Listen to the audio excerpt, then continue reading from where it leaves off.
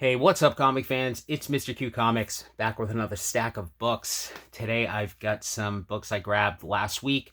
I'm shooting this the first week of June in 2022, so I just picked all this up.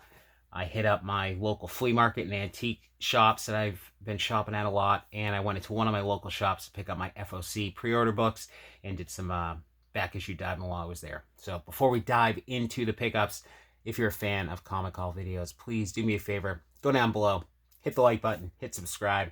Let me know what you think about these pickups. We will start out with something I grabbed from a local flea market. I think I bundled a bunch of books and like an amiibo for my kid. This was just one of the books I picked up in there. Simpsons Comic and Stories #1. This is the first Simpsons and comic book, so I've mentioned many times before, I grew up in the 80s, so big part of the stuff I like to hunt for is, 80s nostalgia stuff that reminds me of my childhood. Simpsons was a huge part of my preteen years growing up. I think it came out when I was in like 6th grade. The show, anyways, if any of you children of the 80s remember the Tracy Ullman show, I think is where they started the Simpsons, with little shorts at the end, the commercial break. So I think the Simpsons cartoon itself came out when I was in 6th grade, and it was hugely popular. So I just always loved the Simpsons. So super happy to find that. Then I went to my local shop, picked up my FOC books. He had a whole box of low-grade Silver Age that they had just gotten in. So when he gets his low-grade stuff in, a lot of times he just puts it out raw so people can get good deals on keys that would otherwise be unaffordable. So I did find one lone DC book, Adventure Comics 346. This has got a slew of first appearances, including Karate Kid. Not really an exciting cover, but decent key here. Good, very good range. I think this was like $26, so not a bad buy on that. The rest, I think, is all Marvel. Starting out with some Fantastic Four books. We've got issue 33. Unfortunately, I got this home and it's incomplete, so a little disappointing there, but I think it was $25. I think it's like one missing page on a complete wrap. I can't remember. I don't think it affects the story, though. But this is, of course, the first appearance of Atuma. This book has been up and down, seen speculation. He may appear in the Black Panther Wakanda Forever movie, I believe. I could have that wrong, but I'm pretty sure that's it with Submariner. Also got Fantastic Four #62. Very cool cover. First appearance of Blastar. This one, again, low grade. Probably fair to low good range, but this was only $8, so I thought that was a solid pickup. Thought I saw this get hot for a little bit. I can't remember, but yeah, I could have sworn I saw this a few weeks ago on some hot list, but I could be wrong on that. Had a whole bunch of Strange Tales, Doctor Strange books. Most of these I already had, but they were affordable, so I picked them up again. We've got 122. This is the first full appearance of Nightmare. Again, all of these are in like the good range, but this one was like $20. I think the copy I have is a little bit better. And the whole box was like priced in that, $20 to $30 range, which in today's market seems pretty affordable, even regardless of the condition. Although Strange Tales still does not seem to get the love that the other Marvel titles get. But we've got 123, this is the first appearance, I think the first cover as well, of the Beetle, which was always one of my favorite Spidey villains. Again, reading in the 80s, kind of a C, maybe, I'd call him a C-level villain, but first appearance nonetheless. This was like $30, so this one I did not have, so I figured I'd throw it into my Strange Tales run. We've got 124. This got Page Pot Pete on it. It was a ridiculous character. This is also the first mention of Cyttorak. This one was like $15. That one will go on my run. This one I think I got it twice in this haul. Actually, we got 125, which is a cool cover, battle of Human Torch and Thing versus Submariner. This one was like, again, $15. I figured that is a worthwhile book to pick up when we start getting, actual images of Submariner. So we'll see what happens. This was a cool one, an early Tales of Suspense. Again, beat up. Interesting villain here. First appearance of the Scarecrow. Kind of weird thinking Iron Man taking on a guy dressed in an actual Scarecrow suit. Robin Banks or Robin Holmes here, but whatever. Tales of Suspense 51. This one was like 35 bucks. So it's got one of the cool older Iron Man costumes. So I really dig the cover on that one. I'm surprised to find these cheap because this run of these 3 issues has definitely had some spikes, especially with the Captain Carter series coming out and stuff with the Doctor Strange movie. But we got Tales of Suspense 75. Again, all of these good, maybe good, very good. This is first Agent 13, Sharon Carter, first cameo Peggy Carter, and first Batroc the Leader. This one was like 17 bucks, and I got 76, which was like 9 bucks. This is the first cameo Ultimo, second Sharon Carter and Batroc, and 77 again, also 9 bucks. Good, very good range. That's the first full Peggy Carter and Ultimo. So I thought those were great buys there. I still keep finding these books cheap. All right, last 2 from the local shop. This one I was psyched to find. I'm a big Spidey collector. That's, the main run I want to collect. I've not been able to find this at an affordable price, so glad to finally get it. Amazing Spider-Man Annual number 2. Again, it's low grade. It's in the good range, maybe good, very good. It was 35 bucks. It's the first meeting of Spider-Man and Doctor Strange. So I know I saw this one spike a little bit with the last Spider-Man movie, but just super happy to get an affordable copy, which I consider 35 bucks for a low-grade Spider-Man Silver Age book to be very affordable. So very happy to finally have that one for the run.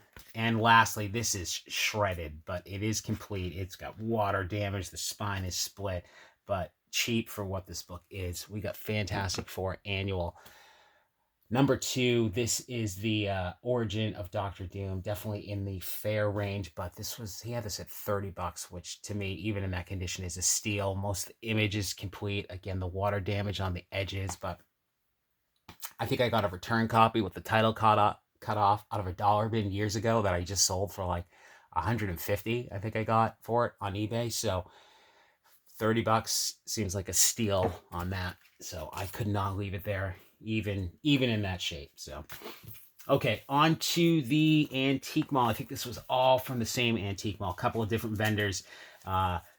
New vendor in there, a guy who hits up. So we got like a flea market antique mall circuit going on in our community. So met this guy at the antique mall and realized, at the flea market rather, and realized he was the guy who had one of the booths I've been buying out of. So picked up a few Supergirl comics. Adventure Comics 415.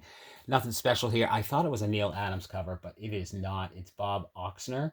It looks like Neil Adams to me, but Supergirl getting dragged away by her hair. Pretty cool cover. This was only a couple of bucks, so I thought that was a cool pickup. We have got issue number 400. Probably VG range. This was $6. You got the new Supergirl costume in this. And then actually have Action Comics what number is this? 373. Just a neat, again, Supergirl cover. And this one was like 10 bucks, I think. Yeah. Giant size issue featuring Supergirl. That one was 10 bucks. So I thought those were pretty decent pickups. And then this, I don't really know this character. Apparently this is a Nintendo character. I don't know how. I've really never heard of him. But definitely popular. I've sold books that have this character, and he had this in there for a couple of bucks, I think. Let me see what I paid for this. $6. Bucky O'Hare, number 1 in a newsstand copy. Pretty decent shape. This is like $6. I don't know why I don't ever remember Bucky O'Hare in Nintendo. So I don't know anything about Bucky O'Hare. Please let me know in the comments. I've definitely had people come to, like, sometimes I put out books in my yard sales, and I've had people looking for Bucky O'Hare. Just never know anything about him, but I thought that was a decent pickup. And then we got some Silver Age from the guy I typically buy from. Not keys, but just, decent Silver Age books. Tales of Suspense 68, which is from 1965. Thor 131, all Kirby covers. This one's from 66. And then just a cool Journey into Mystery cover I've always dug. 122 from, again, 1966. So those are all, you know, in the $15 to $25 range. And then another copy of this, I mentioned it before, we get Strange Tales 125. I paid more for this one. It's in better shape. This one's closer to mid-grade. Oh, did I even write it down? I think I left it off here. I can't remember what I paid for this, but I know I paid more for this one. It's in better shape. Again, it's that battle cover of the Human Torch and Thing versus Submariner, which I think is a worthwhile, we'll call it a lower grade, lower end Submariner key. And then the last few books here, okay, this was just, I think this was in with all the Supergirl books I picked up. I had no idea what this was, but he had this at $10. It is a Golden Age book from Fawcett. This is Lance O'Casey, number 4. This was only $10, and it's a solid mid-grade copy, Jack Binder cover from 1948. It's got a tear here, but man, I saw that immediately. I'm like, this is in pretty decent shape. And for $10, I don't even care what the content is. I don't know anything about it, but I was taking it home for $10. So cool Golden Age pickup. And then across the street at the other antique shop, the last 2 books I picked up, we got a copy of Submariner number 19, low grade, but it was cheap. It was $8. First appearance of the Stingray. And finally, this is a book, a Golden Age book. It's been sitting in this guy's boxes for years, and I pick it up and I look at it like every time, and I just never buy it. It's just been sitting there and sitting there. I finally took it home this time. Series I don't know a ton about. It's Foremost Comics Volume 8, number 5. I really don't know what this is worth. I could not find a ton about this series. This is from Novelty Press from 1949. It's a cool LB Cole cover. You know, these Arctic, you know, chase on canoes here. I forget the characters. It's the first story in the book. He does the artwork on it too, but it's got some cool colors. Got a date stamp on the polar bear's ass there. Interesting series. I looked up. Looks like they did 4 issues a year, and then in the last couple volumes, the last couple years they did 5 issues. I think LB Cole covers started in like volume 6.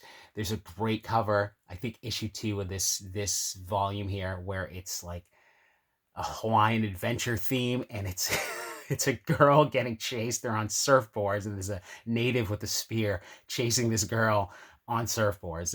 You know, I hope I can find that book. It looks awesome. But anyways, that is the haul, guys. Again, if you like haul videos, go down below, leave me some comments, let me know what you think about these books, hit the like button, hit subscribe, and we'll see y'all soon.